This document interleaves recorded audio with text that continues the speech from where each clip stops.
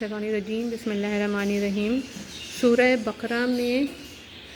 جہاں ربا یعنی سود کا ذکر ہے، اس کی تفسیر اس طرح ہے،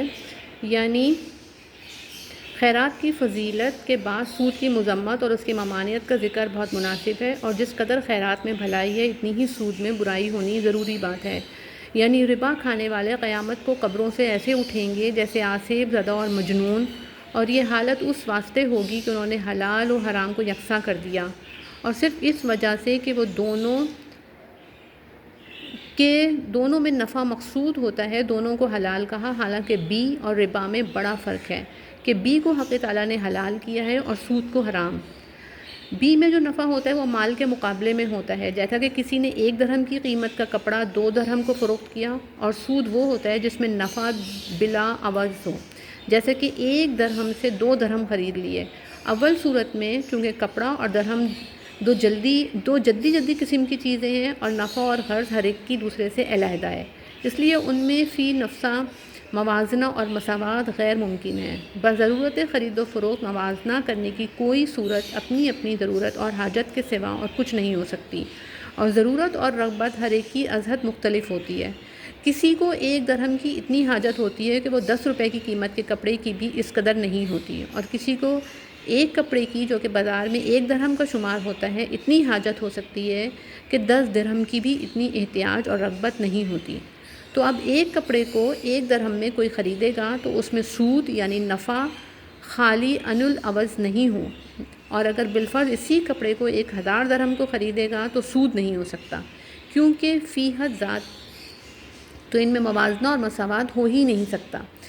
اس کے لیے اگر پیمانہ ہے تو اپنی رغبت اور ضرورت، اور اس میں اتنا تفاوت ہے کہ خدا کی پناہ تو سود متعین ہو تو کیوں کر ہو، اور 1 درہم کو 2 درہم کے عوض فروخت کرے گا تو یہاں فی نفس سے ہی مساوات ہو سکتی ہے،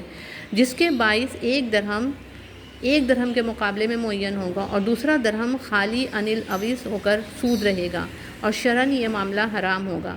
یعنی سود کی حرمت سے پہلے جو تم نے سود لیا، دنیا میں اس کو مالک کی طرف واپس کرنے کا حکم نہیں دیا جاتا، یعنی تم کو اس سے مطالبے کا حق نہیں، اور آخرت میں حق تعالیٰ کو اختیار ہے چاہے اپنی رحمت سے اس کو بخش دے، لیکن حرمت کے بعد بھی اگر کوئی باز نہ آیا بلکہ برابر سود لیا گیا تو وہ دوزخی ہے، اور خدا تعالیٰ کے حکم کے سامنے اپنی عقلی دلیلوں کو پیش کرنے کی سزا وہی سزا ہے جو فرمائی۔ اللہ سود کے مال کو مٹاتا ہے، یعنی اسے برکت نہیں ہوتی بلکہ اصل مال بھی ضائع ہو جاتا ہے۔ چنانچہ حدیث میں ارشاد ہے کہ سود کا مال کتنا ہی بڑھ جائے انجام اس کا افلاس ہے، اور خیرات کے مال کو بڑھانے سے مطلب یہ ہے کہ اس میں مال میں زیادتی ہوتی ہے اور اللہ برکت دیتا ہے اور اس کا ثواب بڑھایا جاتا ہے۔ چنانچہ احادیث میں آتا ہے، مطلب یہ کہ سود لینے والے نے مالدار ہو کر بھی اتنا نہیں کیا کہ محتاج کو قرض ہی بلا سود دے دیتا، چاہے تو یہ تھا کہ بطریق خیرات حاجت مند کو دیتا، تو اب اس سے زیادہ اللہ کی نعمت کی ناشکری کیا ہوگی۔ اس آیت میں سود لینے والے کے مقابلے میں اہل ایمان کے اوصاف اور ان کا انعام ذکر کر دیا، جو سود خور کے اوصاف و حالات اور اس کے حکم کے خلاف اور ضد ہیں، جس سے سود خور کی پوری تہدید و تشنیع بھی ظاہر ہو گئی۔ یعنی ممانعت سے پہلے جو سود لے چکے لیکن ممانعت کے بعد جو چڑھا اس کو ہرگز نہ مانو گے۔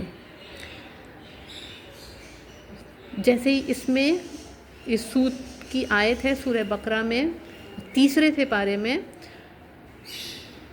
جو لوگ کھاتے ہیں سود نہیں اٹھیں گے قیامت کو مگر جس طرح اٹھتا ہے وہ شخص کے جس کے حواس کھو دیے ہوں جن نے لپٹ کر۔ یہ حالت ان کی اس واسطے ہوگی کہ انہوں نے کہا کہ سوداگری بھی تو ایسی ہی ہے جیسے سود لینا، حالانکہ اللہ نے حلال کیا ہے سوداگری کو اور حرام کیا ہے سود کو۔ پھر جس کو نصیحت پہنچی اپنے رب کی طرف سے اور وہ باز آ گیا تو اس کے واسطے ہے جو پہلے ہو چکا، اور معاملہ اس کا اللہ کے حوالے ہے، اور جو کوئی پھر سود لیوے تو وہی لوگ ہیں دوزخ والے، وہ اس میں ہمیشہ رہیں گے۔ مٹاتا ہے اللہ سود کو اور بڑھاتا ہے خیرات کو، اور اللہ خوش نہیں کسی ناشکر گناہگار سے۔ جو لوگ ایمان لائے اور عمل نیک کیے اور قائم رکھا نماز کو اور دیتے رہے زکوٰۃ، ان کے لیے ہے ثواب ان کا اپنے رب کے پاس، اور نہ ان کو خوف ہے اور نہ وہ غمگین ہوں گے۔ اے ایمان والو، ڈرو اللہ سے اور چھوڑ دو جو کچھ باقی رہ گیا ہے سود، اگر تم کو یقین ہے اللہ کے فرمانے کا، پھر اگر نہیں چھوڑتے تو تیار ہو جاؤ لڑنے کو اللہ سے اور اس کے رسول سے، اور اگر توبہ کرتے ہو تو تمہارے واسطے ہے اصل مال تمہارا، نہ تم کسی پر ظلم کرو اور نہ کوئی تم پر، اور اگر ہے تنگ دست تو مہلت دینی چاہیے کشائش ہونے تک، اور بخش دو تو بہتر ہے بہت تمہارے لیے، اگر تم کو سمجھ ہو، اور ڈرتے رہو اس دن سے کہ جس دن لوٹائے جاؤ گے اللہ کی طرف، پھر پورا دیا جائے گا ہر شخص کو جو کچھ اس نے کمایا، اور ان پر ظلم نہ ہوگا۔ اے ایمان والوں، جب تم آپس میں معاملہ کرو ادھار کا کسی وقت مقرر تک تو اس کو لکھ لیا کرو، اور چاہیے کہ لکھ دے تمہارے درمیان کوئی لکھنے والا انصاف سے اور انکار نہ کرے، لکھنے والا اس سے کہ لکھ دے وے جیسا سکھایا اس کو اللہ نے، سو اس کو چاہیے کہ لکھ دے اور بتلاتا جاوے وہ شخص کہ جس پر فرض ہے، اور ڈرے اللہ سے جو اس کا رب ہے، اور کم نہ کرے اس میں سے کچھ۔ پھر اگر وہ اس شخص کو جس پر قرض ہے بے عقل ہے یا ضعیف ہے یا آپ نہیں بتلا سکتا تو بتلاوے کارگزار اس کا انصاف سے، اور گواہ کرو 2 شاہد اپنے مردوں میں سے۔ پھر اگر نہ ہوں 2 مرد تو 1 مرد اور 2 عورتیں ان لوگوں میں سے جن کو تم پسند کرتے ہو،